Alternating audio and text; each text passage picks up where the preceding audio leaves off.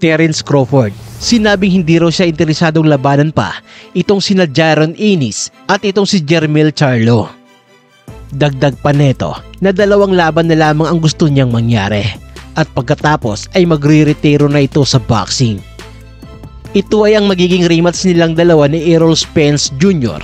at ang pangalawa naman ay kontra sa undisputed super middleweight world champion na si Saul Canelo Alvarez.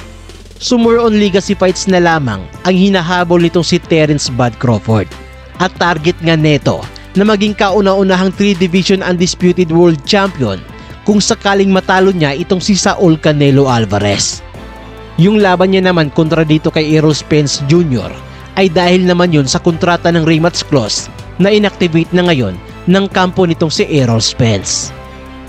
Nawala na rin kasi ito ng ganang labanan pa itong si Jermell Charlo dahil hindi na rin naman ito undisputed world champion ngayon matapos matanggalan ng ilan sa kanyang mga titulo.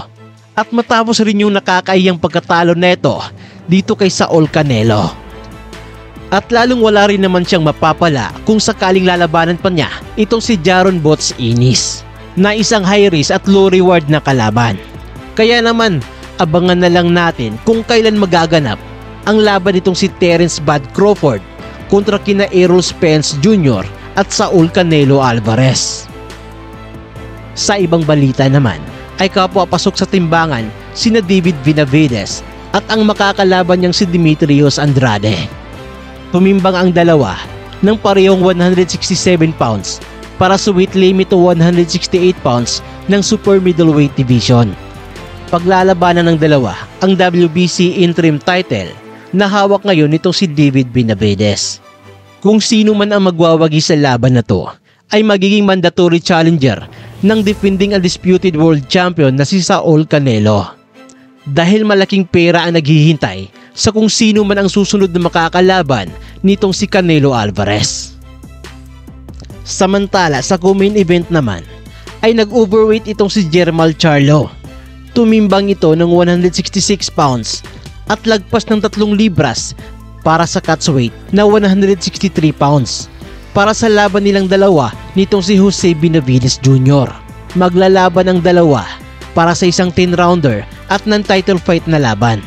Hindi nakataya sa laban na to ang WBC middleweight title nitong si Jermell Charlo dahil parehong umakyat ang dalawang boksingero sa super middleweight division sa catchweight nga lang ng 163.